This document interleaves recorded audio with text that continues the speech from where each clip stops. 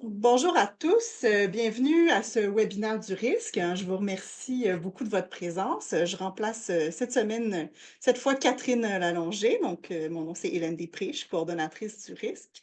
Catherine va être là dans les prochaines séances, inquiétez-vous pas.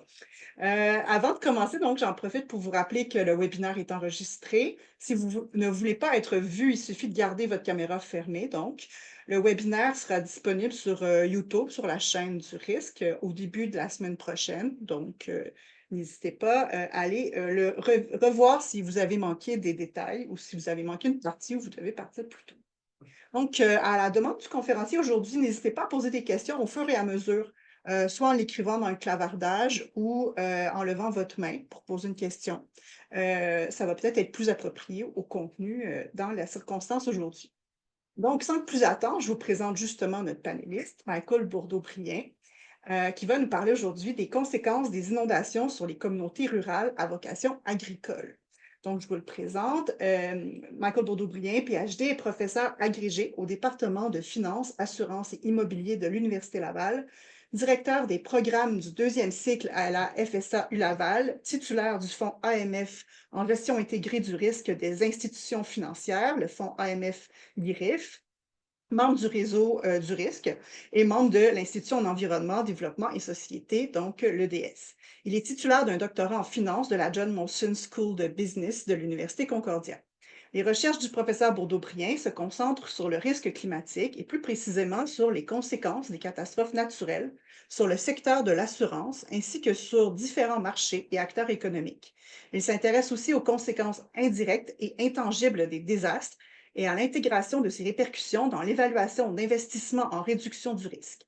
Les projets de recherche récents auxquels participe le professeur Bourdeau-Brien sont financés par les Fonds de recherche du Québec, le Conseil de recherche en sciences naturelles et en génie du Canada et le risque. Ces projets mettent en valeur l'interdisciplinarité et sont réalisés en collaboration avec les acteurs des milieux étudiés.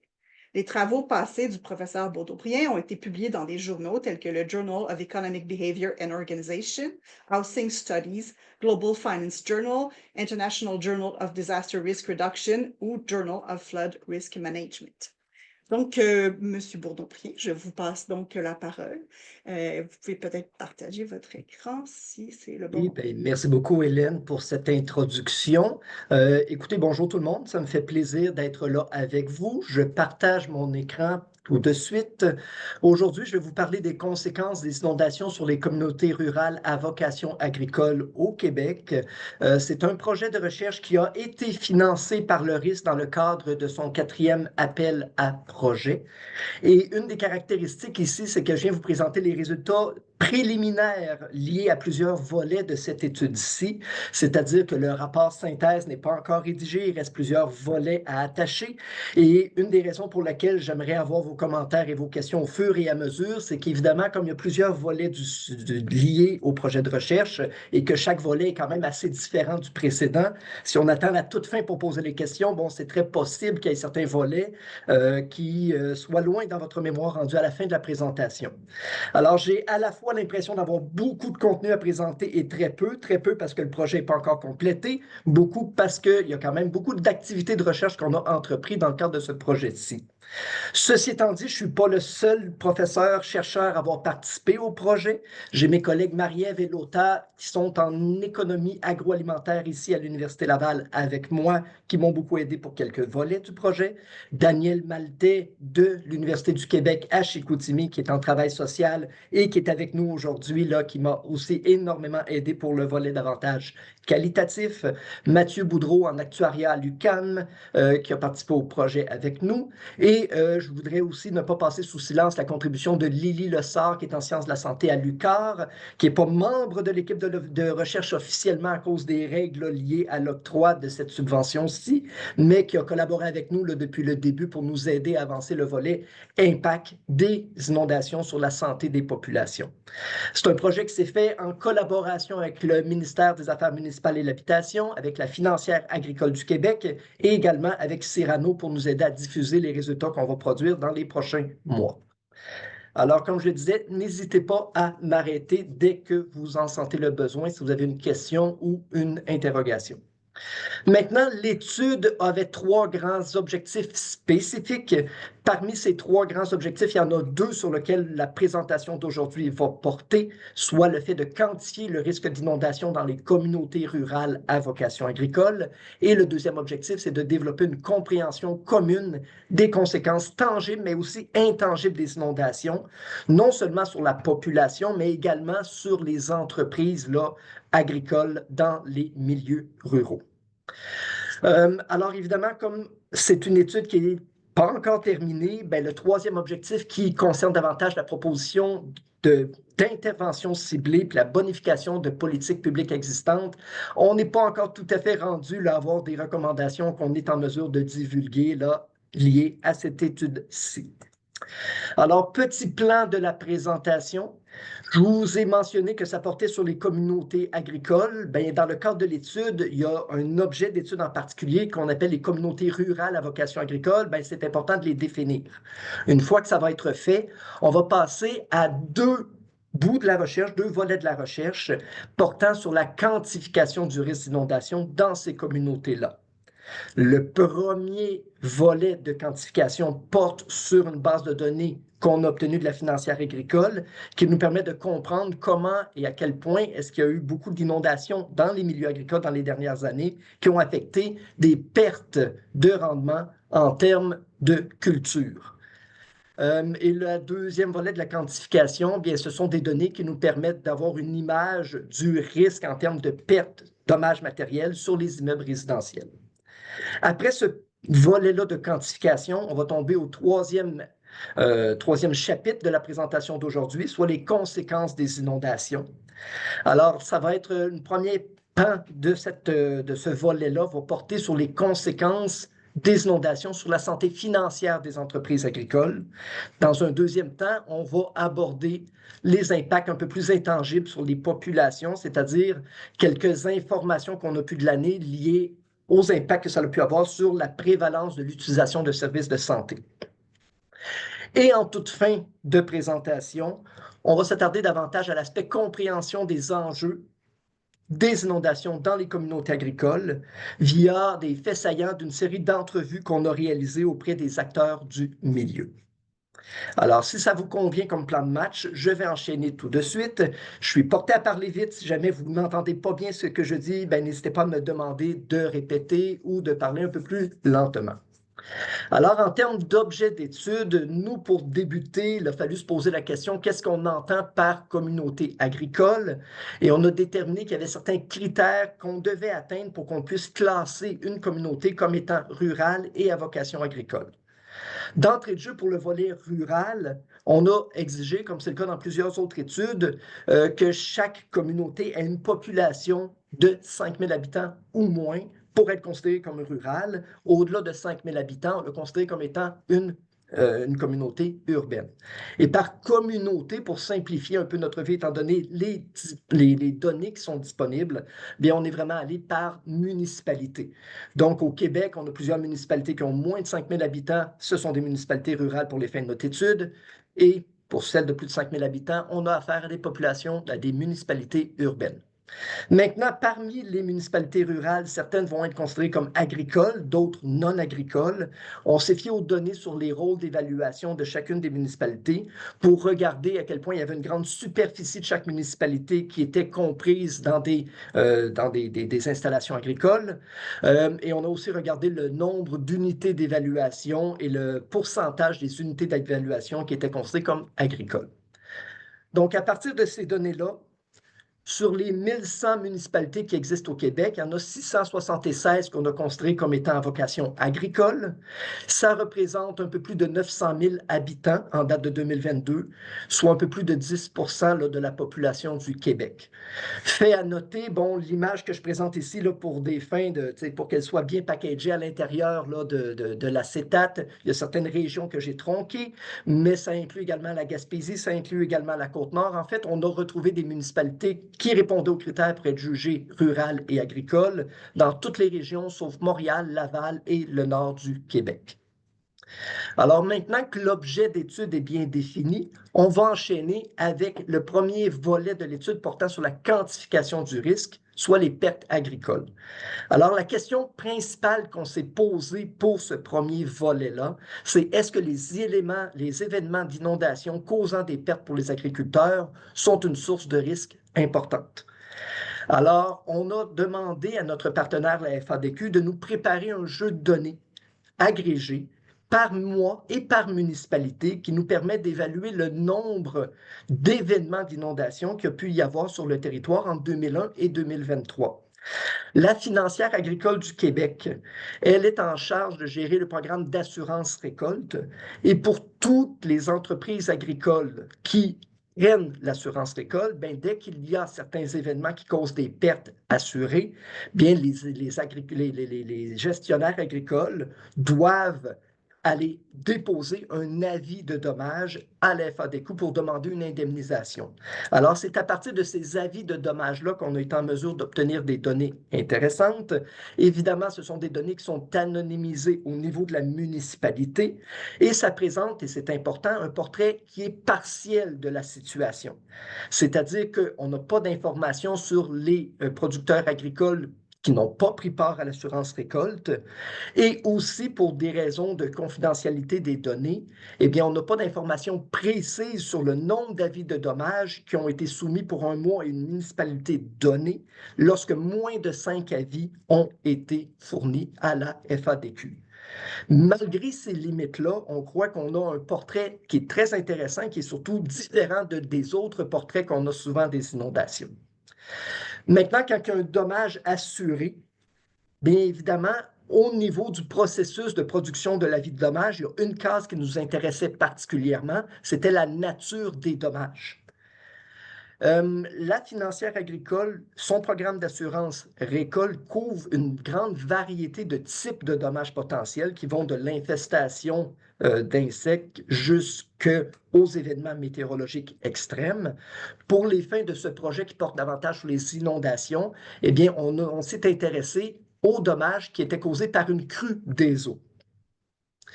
On a reçu la base de données et ça nous a permis de constater qu'on avait 1273 observations, c'est-à-dire mois municipalités, pour lesquelles au moins un avis de dommage lié à une crue des eaux avait été soumis. Ces 1273 observations-là sont réparties sur 288 municipalités. Alors, ça donne une première image de l'importance des dommages d'inondation en milieu agricole. Et juste un petit comparatif, ça peut sembler important, 1273 mois municipalité, mais c'est quand même un assez petit chiffre si on compare à d'autres types de dommages, notamment aux dommages causés par des excès de pluie. Pour les excès de pluie, on est à au-dessus de 22 000 mois municipalités pour lesquels au moins une entreprise agricole a soumis un avis de dommage. Alors, à partir de ces 288 municipalités-là, et je vais prendre un petit pointeur laser pour rendre le tout plus intéressant à suivre, on s'est d'abord intéressé, et ça c'est le panel du haut, sur la fréquence des inondations, c'est-à-dire à quel point est-ce que les 288 municipalités qui ont connu une inondation qui a causé des dommages aux cultures, eh bien, est-ce que ce sont des municipalités qui ont été inondées une fois sur les 20 quelques années de notre base de données ou à de nombreuses reprises? Alors, en termes de fréquence des inondations pour ces municipalités jugées à risque-là, puis on voit qu'il y en a à peu près le tiers, un peu plus du tiers, que sur 20 ans, bien, il y a juste un mois pour lequel il y a eu un avis de dommage, un avis ou plus de dommages. Il y en a à peu près un petit peu moins qu'un autre tiers qui, sur les 20 années, ont eu 2 ou 3 avis de dommages. Mais fait intéressant, on a un peu plus du tiers de ces 288 municipalités-là qui ont connu plus de 3 avis de dommages, donc plus de 3 mois avec des inondations. Ce qui illustre simplement le fait que les municipalités où le territoire est plus à risque d'être inondé bien, ont réellement connu des pertes liées aux inondations à plus d'une reprise au fil du temps. Autre petits éléments qui a un petit peu surpris l'équipe de recherche, c'est la période auquel les avis de dommages ont été soumis. Souvent, dans la mémoire collective, on pense souvent aux inondations de 2017 et 2019 qui ont causé des dommages sur des territoires très élargi, très grand, eh bien, on voit que dans le cadre des pertes aux cultures, ce n'est pas durant la période 2016 à 2020 où est-ce qu'on a constaté le plus grand nombre d'avis de dommages qui ont été soumis, ou plutôt le plus grand nombre de municipalités qui ont été impactées par des avis de dommages. Au contraire, on voit qu'il y avait davantage d'avis de dommages dans la première sous-période 2001 à 2005 par rapport à la période de 2016 à 2020. Maintenant, le panel du bas en termes de sévérité des inondations. Alors, on reprend encore une fois les 288 municipalités pour lesquelles on avait eu au moins un avis de dommage dans un mois durant les 20 ans de la base de données. Et cette fois-ci, on regarde le pire avis de dommage qu'une municipalité, le pire mois, dans le fond, qu'une municipalité a connu en termes de nombre d'avis de dommages simultanés. Donc, à l'intérieur d'une même municipalité, à quel point est-ce qu'on voit qu'il y a eu un grand nombre simultanément d'avis de dommages qui laisserait croire que l'inondation à ce moment-là a été davantage sévère.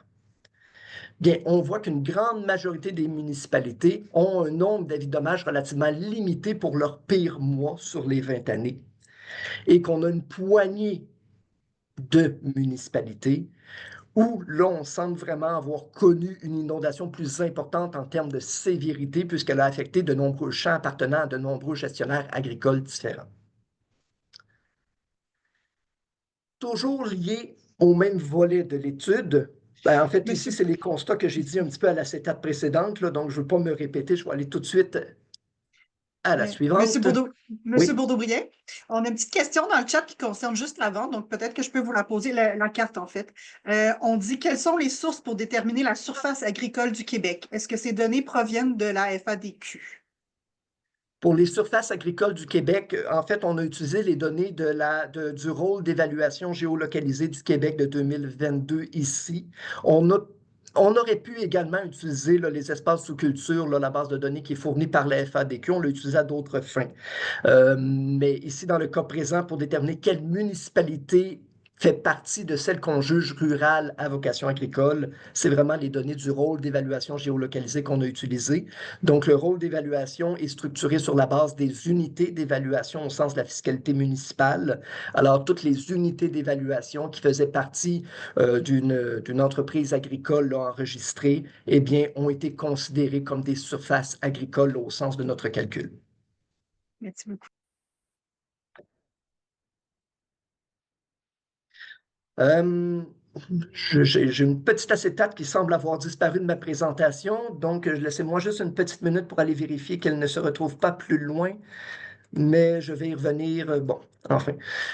Euh, Malheureusement, là, j'ai une petite acétate que je semble avoir perdue ici. Je vais tout de suite passer au deuxième volet là, de la quantification du risque, cette fois-ci, non pas lié aux pertes de culture assurées, mais lié au volet résidentiel. Alors, pour ce volet-là, la question qu'on se posait, c'est quelle est l'importance du risque d'inondation pour le cadre bâti, donc qu'est-ce qui est résidentiel davantage unifamilial ou 4 logements et moins, dans les municipalités rurales à vocation agricole. Alors, on a repris une technique qu'on a développée. Quand que je dis on, c'est surtout Mathieu Boudreau là, qui est également présent ici, moi-même, plusieurs étudiants, dans le cadre d'une autre recherche pour développer une base de données d'exposition, c'est-à-dire avoir un répertoire de toutes les propriétés résidentielles sur le territoire québécois avec quelques informations, notamment la valeur de chaque propriété, leur nombre d'étages et ainsi de suite. Alors, à partir de cette base de données d'exposition-là, qu'on a construit en utilisant, entre autres choses, les données du rôle d'évaluation géolocalisée, eh bien, on a acheté une licence académique pour un modèle de modélisation du risque d'inondation d'une entreprise nommée CatRisque pour obtenir de l'information sur le risque lié à la localisation de chacune des propriétés. Alors, vous avez un petit code QR pour aller visualiser l'étude de 2025 liée à cet autre projet de recherche-là qui décrit de façon assez exhaustive le processus pour construire la base de données d'exposition et qui décrit également qu'est-ce que fait exactement là, le modèle de 4 risques. Pour les fins de cette étude-ci, les données qu'on a obtenues de l'acquisition de cette base de données de cette licence académique-là, eh bien, ce sont des hauteurs de submersion qui ont été simulées pour 5 périodes de récurrence pour chacune des propriétés résidentielles. Donc, 5 périodes de récurrence, soit les inondations de récurrence 10 ans, 20 ans, 100 ans, 200 ans et 500 ans comme période de retour. Fait intéressant, on a cette information-là sur chacune des périodes de récurrence, tant pour le risque d'inondation pluviale que le risque d'inondation fluviale. Et en plus de ces hauteurs de submersion simulées-là, il y a une simulation du montant de dommages annuels moyens, en anglais le Average Annual Loss, le AAL, qui est très utilisé dans le contexte là, de l'assurance. Alors, à partir de ces informations-là, on est allé faire quelques calculs pour caractériser le risque d'inondation en milieu résidentiel. Et ici, une petite acétate de transition pour ceux et celles qui veulent en savoir plus sur comment fonctionne le modèle de 4 risques. Bien, si on va voir dans la documentation de 4 risques, là c'est une traduction libre, bien, on nous dit comment fonctionne en gros leur modèle là, pour caractériser les inondations fluviales et le risque d'inondation pluviale. Alors, je vais passer vite sur cet aspect un peu plus technique-là pour arriver à ce qu'on a fait à partir des données de 4 risques. En fait, à partir des données de 4 risques, on a superposé les informations contenues dans le projet de règlement sur les milieux hydriques qui constitue une nouvelle façon de caractériser le risque d'inondation, non pas en parlant de est-ce qu'une propriété se situe dans une zone 20 ans ou une zone 100 ans, mais davantage en tenant compte également de la profondeur de submersion qui est anticipée pour certaines périodes de récurrence, de façon à non pas avoir une variable binaire qui nous dit est-ce qu'on est à risque ou est-ce qu'on n'est pas à risque, mais plutôt être capable de distinguer est-ce qu'on est à risque très élevé, à risque modéré ou à risque faible. Alors, à partir de cette superposition-là des informations contenues dans le projet de règlement et des données de 4 risques, eh bien, on est allé vraiment catégoriser les propriétés en milieu agricole pour déterminer combien il y a de propriétés agricoles qui sont à risque très élevé ou élevé par rapport au milieu non agricole et aussi quelle est la valeur de ce risque-là en termes de pertes annuelles moyennes. Alors, peut-être deux petits éléments avant d'aller plus loin. Dans nos périodes de récurrence qu'on obtenait de 4 risques, on n'avait pas de 350 ans. Alors, pour pouvoir appliquer le tableau issu du projet de règlement, on a fait une interpolation linéaire entre les deux périodes de récurrence là, les plus proches, soit celle 200 ans et celle 500 ans pour lesquelles on avait des données. Et pour la profondeur, bien, vous voyez que la dernière classe en bas du tableau, c'était entre 0 et 30 cm. Eh bien, nous, on a ajouté une catégorie de risque qui est un risque négligeable pour celle, évidemment, qu'on avait un risque, une hauteur de submersion simulée de 0. Alors, pour la dernière catégorie, la dernière ligne du tableau d'en bas, on débute à 1 cm, là, donc entre 1 et 30 cm, pour déterminer si on est à risque élevé, modéré ou faible selon la période de récurrence.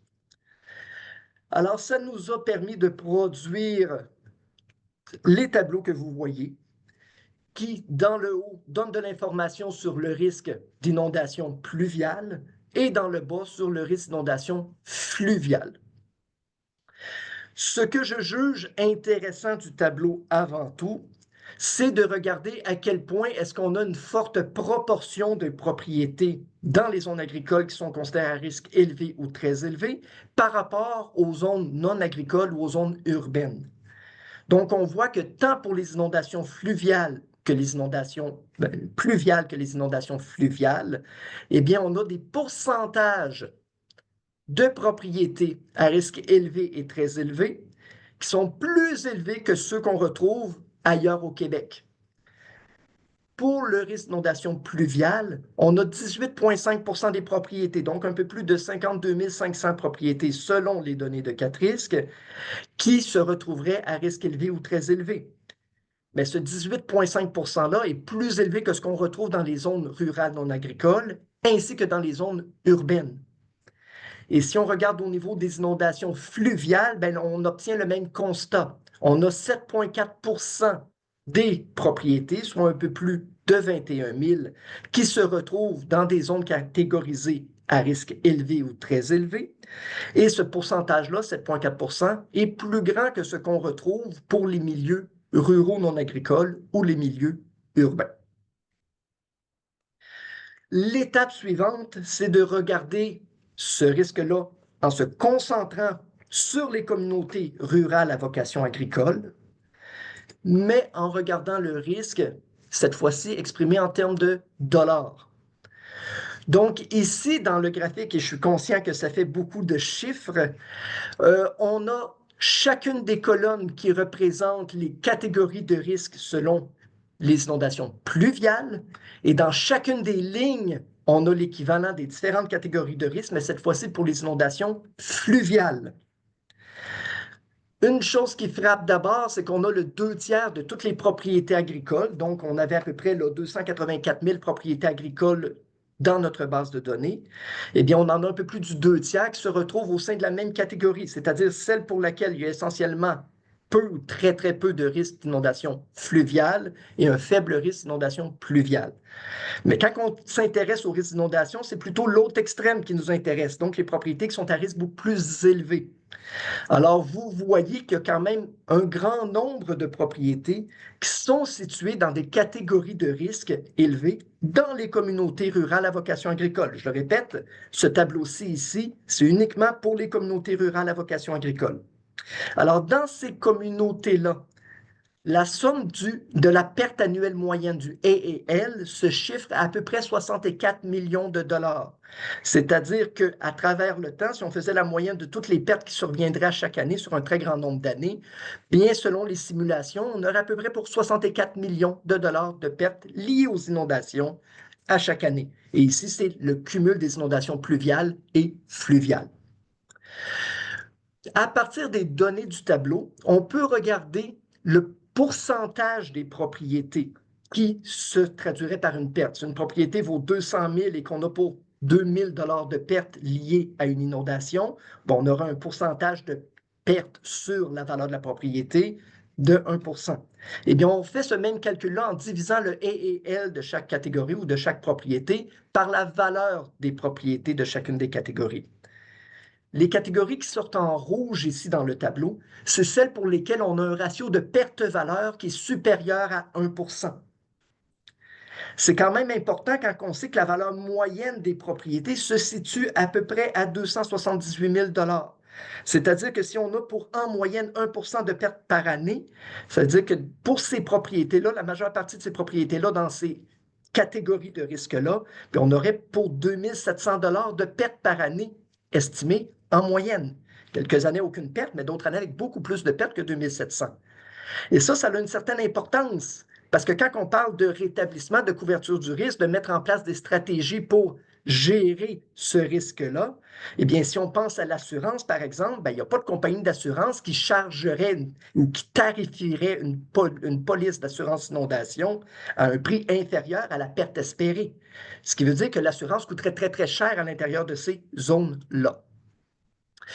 Petit détail intéressant, de façon agrégée, le ratio perte-valeur ou AAL sur la valeur des propriétés pour toutes les communautés rurales agricoles se situe à 0,054 En soi, le chiffre ne veut pas dire grand-chose, mais c'est intéressant de noter que c'est une valeur beaucoup plus importante à ce qu'on retrouve dans les zones urbaines selon la même méthode de calcul. Dans les zones urbaines, ce ratio-là se situe à 0,033 Donc, par 1000 dollars de valeur d'immeuble, bien, il y a plus de pertes liées aux inondations qui sont anticipées dans les milieux ruraux que dans les autres milieux là, ruraux non agricoles ou encore urbains.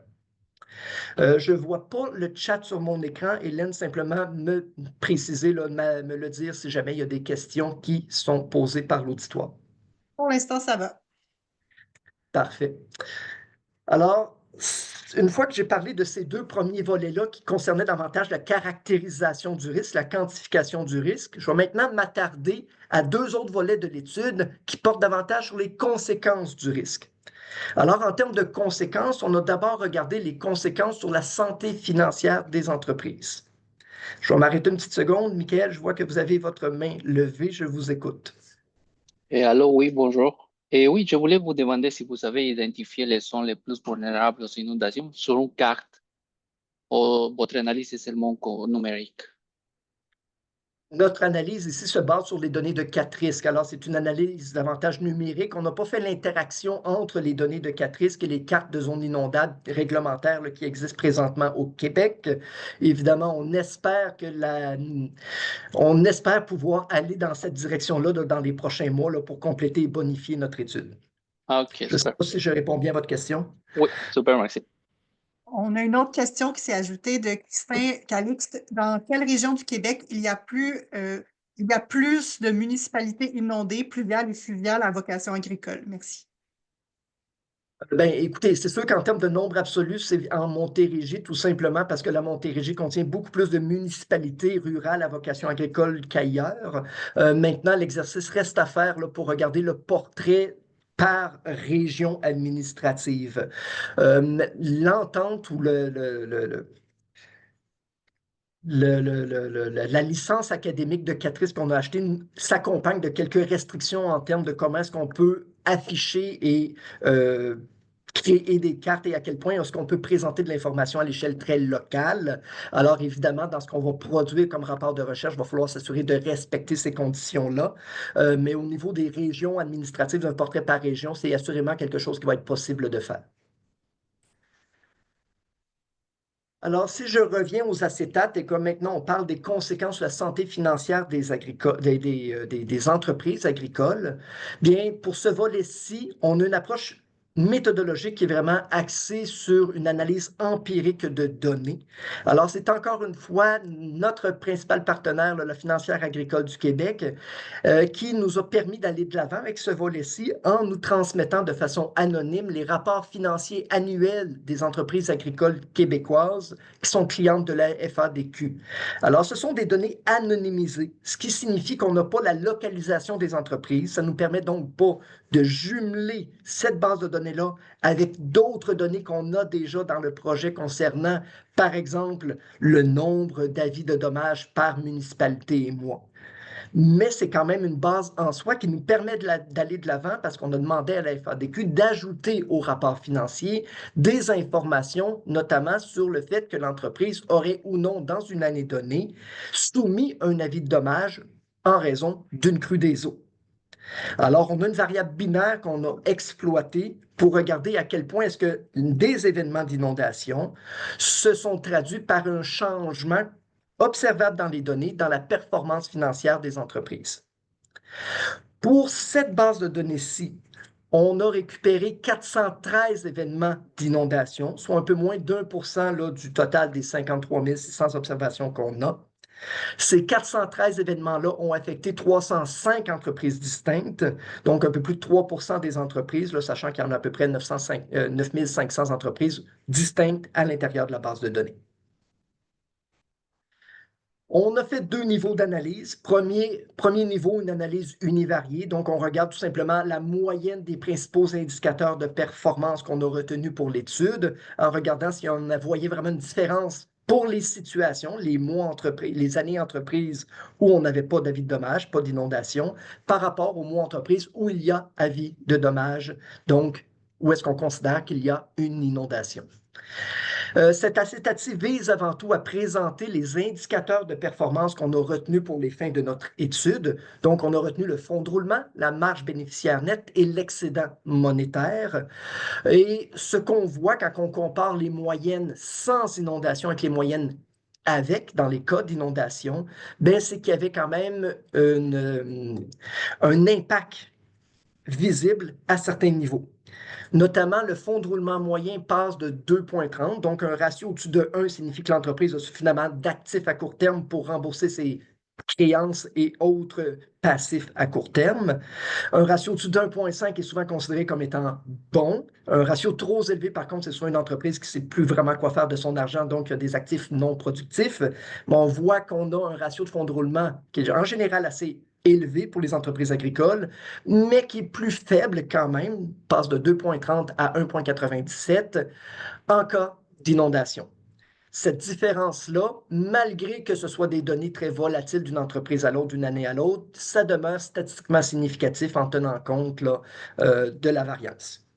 Au niveau de la marge bénéficiaire nette, on voit que la marge moyenne est d'environ 4 pour les entreprises, mais dans les années où est-ce qu'il y a des inondations, la marge bénéficiaire nette est plus faible et se situe à 2,67 en tenant compte de l'incertitude, en tenant compte de la volatilité dans les données, cette différence-là n'est pas statistiquement significative.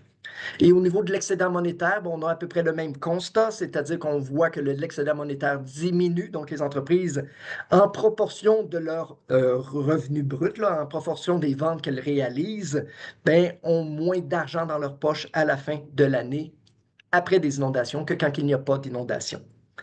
Dernière ligne, on a regardé des retards de paiement. Donc, à quel point est-ce qu'on avait beaucoup d'entreprises qui avaient une incapacité à rembourser des dettes hypothécaires à temps. Donc, quand une entreprise avait plus de 3 mois consécutifs avec un remboursement en retard, elle était considérée comme étant en retard de paiement.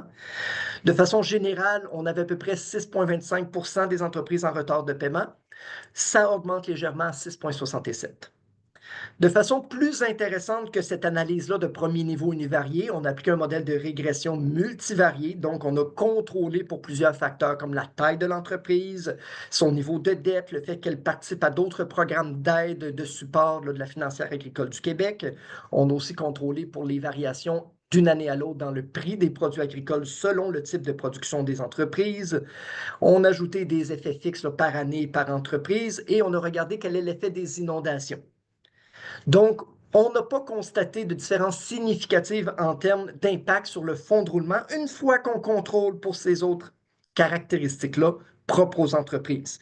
On voit que en moyenne, il semble y avoir un fonds de roulement légèrement plus faible, donc un coefficient négatif, mais ce n'est pas statistiquement significatif. De façon intéressante, on voit qu'au niveau de la marge bénéficiaire nette, encore une fois, un coefficient négatif, donc les inondations semblent avoir un effet négatif sur la marge de profit des firmes agricoles. C'est significatif à 10%, mais pas au seuil habituel de 5% qu'on utilise généralement. Alors, un effet négatif, oui, plutôt léger, puis un peu de volatilité dans les données qui empêche d'avoir une conclusion très ferme. Au niveau de l'excédent monétaire, par contre, vous voyez que 2 petites étoiles, le coefficient négatif, là, on voit vraiment un effet qui est à la fois négatif. Donc, les inondations font en sorte que les firmes ont moins d'argent dans leur poche en proportion des ventes qu'ils ont réalisées à la fin des années où il y a des inondations. Je vais passer, parce que je vois le temps qui roule assez vite, à l'autre volet lié à l'utilisation des services de santé, l'autre volet qui touche aux conséquences des inondations. Donc ici, on est allé récupérer des données qui proviennent de la RAMQ, des données agrégées par mois et municipalité, ou plutôt ici par trimestre et municipalité. Par mois, il y avait trop de valeurs manquantes en raison des règles pour anonymiser et s'assurer de la confidentialité des informations. Alors, on est allé chercher des données sur les services qui sont facturés par la RAMQ à différents niveaux. Les ordonnances de médicaments, notamment, les diagnostics qui sont posés par les médecins et aussi les types d'actes médicaux. On a réutilisé 2 bases de données pour regarder à quel point est-ce que les catastrophes naturelles et plus précisément les inondations peuvent avoir un impact. On a employé de nouveau les données fournies par la financière agricole concernant le nombre d'avis de dommages par mois et municipalité. On a tout simplement pris les mois et on a fait le cumul pour obtenir des données qui sont trimestrielles pour être appariées aux données de la RAMQ. Et on est allé de l'avant pour estimer l'effet de ces événements-là sur la consommation de services de santé. Là, malheureusement, ce sont des résultats préliminaires. Alors, on a commencé à avoir des résultats plus intéressants, mais je ne suis pas encore en mesure de vous les présenter aujourd'hui, tout simplement parce que les données que la financière agricole nous ont transmises, il faut comprendre que c'est là 2 mois qu'on les a obtenues. Alors, il reste encore un petit peu de temps nécessaire pour qu'on soit en mesure d'aller beaucoup plus loin dans l'analyse. Mais de façon préliminaire, on avait 3 classes de médicaments qu'on avait ciblées. En consultant la littérature scientifique, on avait vu que les catastrophes naturelles vont avoir des impacts des fois en termes de blessures physiques, en termes d'impact sur la santé mentale, qui inclut difficulté à dormir, anxiété, stress, et ainsi de suite, et aussi sur les problématiques cardiaques. Alors, avec l'aide d'une pharmacienne, avec l'aide de Lily Lessard également, on est allé identifier très précisément les classes de médicaments qui sont liées à ces 3 types de problèmes de santé-là. Et on a obtenu les données de la RAMQ qui nous permettent de regarder sans inondation, c'est quoi la croissance dans l'utilisation des services de santé, c'est-à-dire pour les médicaments. Est-ce que j'ai plus de personnes distinctes qui ont eu des ordonnances pour chacune des catégories de médicaments qu'on avait ciblées? Alors, on a cette croissance-là d'une année à l'autre, donc du même trimestre d'une année à l'autre. Donc, on a une différence là, d'un trimestre par rapport au même trimestre de l'année précédente. Et on voit les impacts sur les moyennes. Donc, en moyenne, pour les blessures physiques, on voyait une croissance de 1,23 % dans la consommation de médicaments liés aux blessures physiques sans inondation. Cette croissance-là passe à 3,30 % en cas d'inondation. C'était la seule catégorie de données liées à la consommation de services de santé pour lesquelles on voyait une différence qui était significative. Mais encore là, ici, c'est des tests préliminaires et univariés, c'est-à-dire qu'on ne contrôle pas pour la taille de la municipalité pour d'autres facteurs. Alors ici, ces premiers résultats préliminaires-là laissent croire que suite à une inondation, dans les 1 à 3 mois après les inondations, donc le trimestre suivant, là, le trimestre où est-ce qu'il y a eu une inondation, ben, il y a plus de personnes qui vont aller consommer des myorelaxants, des relaxants musculaires ou des anti-inflammatoires là, comme l'ibuprofène, entre autres choses, ou le naproxen. Une fois qu'on fait l'interaction des différents jeux de données, il faut comprendre par contre qu'on retrouve beaucoup moins d'événements d'inondation que ce qu'on aurait souhaité. Donc, on a une taille d'échantillon qui est un peu plus restreinte. On se retrouve avec 92 événements d'inondation qui ont affecté 42 municipalités différentes. Ici, ces tests-là, c'est encore une fois basé sur qu'est-ce qu'on avait jugé être des municipalités rurales à vocation agricole. Alors, on a exclu tout ce qui était urbain et aussi tout ce qui était rural, mais non agricole. Alors, j'aurais souhaité vous en présenter plus, mais ça me fera plaisir, une fois que ce volet-là de l'étude va être plus avancé, de revenir là et de prendre le temps d'avoir une présentation sur ce sujet-là, qui, je sais, intéresse plusieurs personnes. Monsieur Bourdeaubrien, on a une petite question sur deux diapos avant, donc j'imagine 3 maintenant. Les chiffres présentés sont pour quelle plage temporelle? Donc, j'imagine que c'est celle-là plutôt, ouais. Oui, les données financières sur les entreprises là, qui proviennent de la financière agricole du Québec, c'est les données de 2001, non, excusez-moi, de 2011 jusqu'à 2022 dans ce cas-ci. Donc, on a 12 années de données financières. Ok, merci. Alors, ça m'amène à la dernière partie de l'étude qui porte sur les faits saillants des entrevues qu'on a réalisées. Ici, on a réalisé des entrevues auprès de 3 catégories d'acteurs, soit des gestionnaires agricoles, des experts en assurance récolte et des intervenants municipaux. On avait comme plan de match de réussir à réaliser 27 entrevues. Vous voyez qu'on a réussi à en réaliser 14 là, une fois ce volet du projet terminé. Ça a été beaucoup plus difficile qu'on le croyait, réussir à rejoindre les gestionnaires agricoles, entre autres choses parce qu'on exigeait qu'ils aient vécu des inondations dans les dernières années. Et même si, on l'a vu précédemment, il y a quand même eu plusieurs avis de dommages pour des inondations qui ont été soumis à la financière agricole. Réussir à rejoindre ces gens-là particulièrement, malgré l'aide de l'UPA, malgré l'aide des associations agricoles, malgré qu'on est allé sur les réseaux sociaux directement pour contacter des groupes qui contiennent beaucoup de discussions là, en lien avec l'agriculture au Québec, bien, on a seulement réussi à intéresser 5 agriculteurs. Quand je dis agriculteurs, je voudrais dire gestionnaires agricoles plutôt, qui ont pris le temps de venir passer une entrevue. Du côté de la financière agricole, bien, ils nous ont ciblé déjà des experts en assurance récolte. On en a eu 3 de leur côté qui ont accepté de faire des entrevues. Et du côté des intervenants municipaux, on est en discussion avec le MAMACH, avec le ministère des Affaires municipales. Donc, on a eu accès à tous les bureaux de projet. Chacun des bureaux de projet régionaux nous ont soumis une liste de municipalités et de gens à l'intérieur des municipalités qui seraient des bonnes personnes pour répondre à une entrevue. Et on a sollicité à peu près une soixantaine là, d'experts à l'emploi de municipalités ou d'élus dans les municipalités. Il y en a 6 qui ont pu trouver le temps là, de se déplacer pour une entrevue. Les entrevues ont été semi-dirigées, c'est-à-dire qu'on avait un guide d'entrevue, mais c'est un guide qui n'était pas rigide parce qu'on voulait laisser les participants parler. Et ce guide-là tournait autour de 3 thèmes principaux, soit en premier lieu la connaissance et les conséquences du risque d'inondation. En deuxième lieu, les défis, les difficultés, les barrières dans la gestion des inondations. Et en dernier lieu, les principales recommandations des participants pour améliorer la situation au Québec. Alors, les prochaines acétates portent sur ces faits saillants-là. Et je commence à y aller avec le volet 1 et le volet 2 pour chacune des 3 catégories d'acteurs. Alors, ici, du côté des gestionnaires agricoles, quand on leur posait des questions sur leur connaissance du risque et les conséquences qu'avaient les inondations pour eux, eh bien, du côté de la connaissance du risque, la plupart des agriculteurs rencontrés mentionnaient d'une façon ou d'une autre que les risques climatiques sont avant tout inévitables et qu'ils n'ont pas le choix de s'y adapter. Il y avait une certaine ambivalence à savoir si les changements climatiques entraînaient davantage de conséquences, avec 3 agriculteurs qui disaient que oui, 2 qui disaient que non. Une petite citation là, tirée de ce volet-là du questionnaire. On ne peut pas changer la météo, la température, il faut dealer avec. Donc, c'est ça le défi. En termes de conséquences, eh bien, la plupart des agriculteurs ont mis de l'avant que les inondations et les excès de pluie, ça entraîne de la maladie, de la pourriture dans les cultures, une baisse des rendements. Il y avait l'aspect aussi de la difficulté d'accéder aux champs pour effectuer la récolte, là, dépendant du moment où les inondations survenaient, là, qui était mis de l'avant par quelques participants.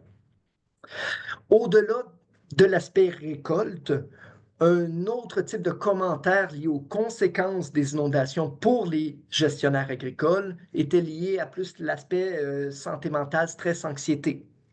Alors, quelques citations à cet effet-là. Moi, j'ai vraiment mal dormi. Même, je rêvais que mes veaux étaient à la nage et là, je voyais mes veaux flotter. Donc, c'était vraiment le calvaire. Et une deuxième citation. Par défaut, quand on a de la misère, on finit par être anxieux, nerveux ou financièrement, ça ne va pas bien. Alors ça, c'était vraiment des éléments qui revenaient là, dans plusieurs entrevues. Les effets sur le stress, l'anxiété, les effets en termes de pertes financières qui découlaient des impossibilités à effectuer la récolte ou des pertes de récolte, et de façon plus générale, le fait que les agriculteurs sont habitués de dealer, excusez-moi l'anglicisme, avec les événements climatiques et qui n'ont pas le choix dans le fond parce que ça fait partie de leur vie. Du côté des défis, difficultés et barrières dans la gestion des inondations, encore une fois pour les gestionnaires agricoles, bien les principales barrières qui sont mentionnées sont essentiellement d'ordre financier et administratif. Et quand on parle d'administratif, c'est beaucoup en termes de la réglementation, la lenteur et toutes les procédures nécessaires qui revenaient beaucoup dans les discussions. Excusez-moi, je vais aller assez vite parce que je vois le temps filer. On va tomber au deuxième groupe d'acteurs rencontrés, soit les experts en assurance récolte. De leur côté, quand on les questionnait sur la connaissance du risque et sur les conséquences qu'avaient les inondations, eh bien, du côté des experts en assurance récolte, c'était unanime. Tous les experts, les 3 qu'on a rencontrés du moins, ont perçu de façon très claire et nette une augmentation dans la fréquence des événements climatiques extrêmes. D'ailleurs, la financière agricole prépare des statistiques, fait des conférences auprès de ses employés et on avait là, quelques experts rencontrés qui mentionnaient qu'il y a des graphiques qu'ils ont vus que depuis les 10 dernières années, non seulement les événements climatiques extrêmes augmentent, mais les indemnités versées augmentent également. En termes de conséquences, le discours est assez similaire à ce qu'on a retrouvé du côté des gestionnaires agricoles. On parle de maladies, les champs inaccessibles. Il y a une petite particularité liée aux cultures maraîchères qui sont plus vulnérables aux inondations que les autres cultures, et ainsi de suite.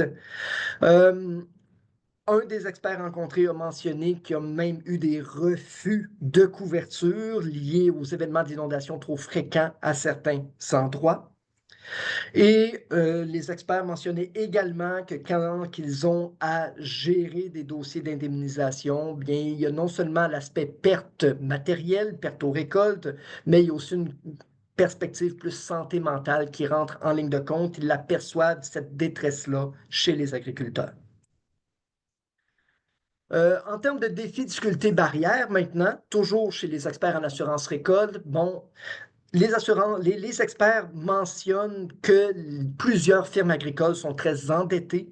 Il y a donc un manque de fonds pour profiter des subventions des autres initiatives et programmes de soutien qui exigent souvent une contribution de l'entreprise agricole elle-même. Sinon, il y a beaucoup d'initiatives de sensibilisation qui ont été mises en place dans les dernières années. C'est des initiatives qui semblent assez bien fonctionner. Ça, c'est un point positif là, mentionné par les experts. Le programme Agri-Climat là, est revenu dans les discussions de 2 des 3 experts et un d'entre eux a mentionné d'ailleurs tout ce qui avait évolué grâce à ce programme-là et à d'autres initiatives mises en place. Maintenant, si on tombe au 3e groupe des intervenants municipaux, pour les intervenants municipaux, eux aussi perçoivent une augmentation des variations climatiques qui entraînent des événements plus extrêmes et plus fréquents, des événements extrêmes plus fréquents.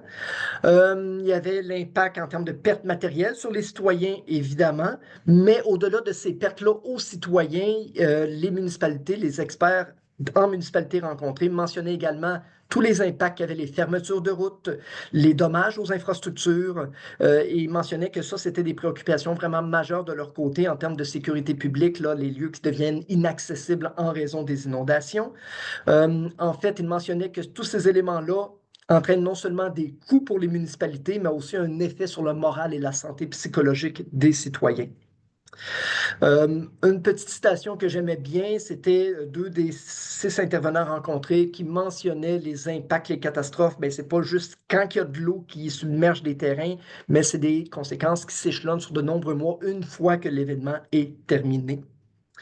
Et en termes de coûts sur les municipalités, eh bien, les mesures d'aide financière, même s'il y a de l'aide qui provient des gouvernements d'ordre supérieur, bien, il y a quand même plusieurs situations que les intervenants rencontrés mentionnaient que oui, ça a eu des impacts sur le compte de taxes des citoyens suivant les inondations. Donc, en termes maintenant défis, difficultés et barrières chez les intervenants, ben, les principaux défis, c'était lié au manque de personnel et au manque de ressources financières. Il y avait un enjeu de formation aussi, surtout dans les communautés rurales, là. Évidemment, le projet portait sur ces communautés-là, mais il mentionnait plusieurs là, situations où la personne en charge de la sécurité civile n'est pas formée en sécurité civile et que ce n'était pas optimal. Il y avait des fois des enjeux de collaboration puis de communication avec d'autres organisations impliquées, là, notamment Hydro-Québec, et aussi quelque chose qui revenait là, dans les discours de nombreux intervenants, c'était l'insouciance de certains citoyens, donc des citoyens qui sont réfractaires à se faire aider. J'aimais bien la citation du bas ici, là, c'est tout le temps bien maudit les inondations. C'est l'aspect de protéger les gens contre eux-mêmes qui est un peu tannant. Alors, cet expert-là l'a expliqué, entre autres choses, que oui, il y avait des gens qui ne voulaient rien entendre et qui étaient toujours contre le fait de se faire restreindre en termes de rénovation, en termes de changement dans leurs habitudes de vie en raison du risque d'inondation et que c'était un des aspects qui étaient les plus difficiles là, au niveau de la gestion municipale de ces événements-là. Maintenant, dernier volet, donc, les recommandations des participants. J'ai ciblé les recommandations qui revenaient là, simultanément dans les 3 groupes de participants qu'on a rencontrés. Alors, il y a 3 recommandations principales qui émergent là, des discussions qu'on a eues avec ces participants-là. D'abord, un besoin de simplifier et de rendre plus accessibles les programmes d'assurance et de soutien. Alors, des petits producteurs, des agricoles qui mentionnent que, étant donné la taille de leur ferme, souvent il y a des outils ou des programmes qui ne sont simplement pas accessibles à eux. On a un expert en assurance récolte, là, le deuxième citation, là, qui mentionne que si on est capable de continuer à améliorer tout le monde, ben, ça va bénéficier à tous, là, mais c'était vraiment le reflet là, d'une conscientisation du fait que les programmes ne sont pas suffisants à eux seuls pour solutionner la gestion du risque. Et la dernière citation ben, donnait peut-être une piste de solution pour les programmes d'aide davantage ciblant les gestionnaires agricoles. On avait quand même quelques producteurs agricoles qui jugeaient qu'au niveau fédéral, les programmes étaient beaucoup plus simples et exigeaient beaucoup moins de documenter les problèmes et les solutions pour réussir à obtenir les fonds et à aller de l'avant. Alors, je crois que s'inspirer sur ce qui se fait au niveau fédéral peut être une piste de solution à envisager à certains égards au niveau des programmes de soutien agricole. Deuxième recommandation, ben, c'est développer une meilleure collaboration entre les gestionnaires agricoles, les autorités gouvernementales et les autorités municipales et surtout de tenir compte des disparités régionales aussi qui existent et qui devraient être prises en compte quand on développe un programme d'aide ou un programme de soutien. Donc, l'idée de davantage écouter les gens sur le terrain, de venir sur le terrain, de tenir compte des disparités régionales, d'échanger ensemble, de collaborer, c'était vraiment quelque chose qui revenait dans les discours quand on parlait là, des recommandations que les participants eux-mêmes voulaient émettre. Ça revenait autant pour les intervenants municipaux, les experts en assurance récolte que les gestionnaires agricoles. Et dernière recommandation, eh bien, prévoir un accompagnement qui est à la fois complet et persistant. Donc, quelques citations ici pour communiquer l'idée que l'accompagnement devrait se faire, mais pas uniquement porté sur l'aspect perte matérielle, porté aussi sur l'aspect disponibilité, aide psychologique et ainsi de suite. Et aussi le fait que, oui, il y a des événements d'inondation, mais encore une fois, le soutien et le suivi est important. Et ça, c'est vrai quand on parle de soutien au rétablissement, mais quand on parle aussi de soutien à l'adaptation. Et la dernière citation de la CETAD va dans ce sens-là. C'était une discussion qui portait sur la réglementation et le participant mentionnait, ben oui, c'est bien beau respecter la réglementation, respecter les règles en place pour obtenir une subvention, mais une fois qu'on l'a eu, cette subvention-là, qu'on met quelque chose en place dans les champs, eh bien, ça ne s'arrête pas. Il faut l'entretenir. Et là, s'il faut encore une fois faire de la paperasse pour réussir à faire l'entretien, ça devient très compliqué. Alors, avoir quelque chose qui est assez persistant, donc si on met une infrastructure en place, si on développe une méthode pour améliorer, que ce soit l'écoulement des eaux ou autre, eh bien, être capable de la mettre en place non seulement au temps zéro, mais maintenir cette nouvelle initiative-là à travers le temps sans toujours devoir être freiné par des processus administratifs. Alors, sur une note encourageante, et c'est ma dernière à cette date, je vous remercie pour votre temps, plusieurs participants ont constaté une forte entraide communautaire lors des événements d'inondation des dernières années. Au niveau municipal, quand même plusieurs témoignages à l'effet que les élus et les administrations municipales, de façon plus générale, tiennent de plus en plus compte du risque d'inondation, mais aussi des implications de ce risque-là sur le long terme. Et dernier élément, toutes les personnes rencontrées d'une façon ou d'une autre mentionnaient que oui, tout le monde s'informe sur qu'est-ce qui est disponible comme financement pour réussir à essayer d'améliorer les choses en acquérant des terrains dans les zones inondables et tout le monde vise à minimiser les problèmes de gestion, là, surtout en termes de sécurité publique lors d'événements d'inondation. Alors, ça fait le tour pour ma présentation aujourd'hui. Je demeure disponible pour les quelques minutes qui restent s'il y a des questions, des commentaires. Merci beaucoup. Il y en avait une qui m'a échappé pendant la discussion, donc ça va forcer à revenir un peu plus loin, mais je pense que c'est assez général pour qu'on puisse le faire. C'était pour savoir si... Attends, je vais vous lire la première partie elle a précisé après. Comment avez-vous déterminé que les données concernant les crues fluviales ne sont pas associées aux pluies extrêmes? Et elle précise, ma question visait surtout à vérifier si deux périodes de pluie extrêmes à court délai étaient considérées comme étant une seule crue fluviale ou deux. Ben, je crois que la question doit porter probablement sur les données de la financière agricole, là où est-ce qu'on avait des avis de dommages. En fait, il y a un expert de la financière agricole normalement qui se déplace sur le terrain pour constater la situation. Et évidemment, là, les deux causes de dommages, que ce soit excès de pluie ou que ce soit crue des eaux, sont apparentées. Alors, c'est le bon jugement de l'expert qui se déplace sur le terrain là, qui détermine si un avis de dommage est lié à une crue des eaux ou à un excès de pluie. Nous, on a utilisé les données de la financière agricole, mais on n'a pas porté un jugement sur comment cette catégorisation avait été faite à l'initiation de l'avis de dommage. Parfait, merci beaucoup. Est-ce qu'il y a d'autres questions? Non, je pense qu'on va être dans les temps de manière spectaculaire. Oui, Philippe. Bonjour Michael. Bien, merci beaucoup pour la présentation. Une courte question, revenir aux inondations pluviales. Qu'est-ce que vous utilisez comme données d'entrée pour déterminer justement, encore une fois, dans le modèle, quelle précipitation, par exemple, quelle information est utilisée d'un point de vue, je dirais, météorologique dans le modèle? Bien, écoutez, je passais un petit peu vite sur la diapositive qui parlait de comment Catrisk fait le modèle. Il faut comprendre que ce n'est pas moi l'expert là, en modélisation ici. On a vraiment utilisé le modèle de Catrisk pour lequel on a donné, on a transmis les données pour que Catrisk roule leur modèle et obtenir les valeurs de sortie. Pour ce qui est du risque d'inondation pluviale, je peux peut-être lire rapidement là, ce que j'avais dans les acétates qui concernait comment c'était mentionné, mais je n'ai pas de réponse à votre question aujourd'hui, là. Ce qu'on a dans la documentation de Catrice, c'est que le risque est calculé à l'aide d'équations hydrauliques évaluées à partir de méthodes numériques par volume fini, mais ce n'est pas plus détaillé que ça, malheureusement.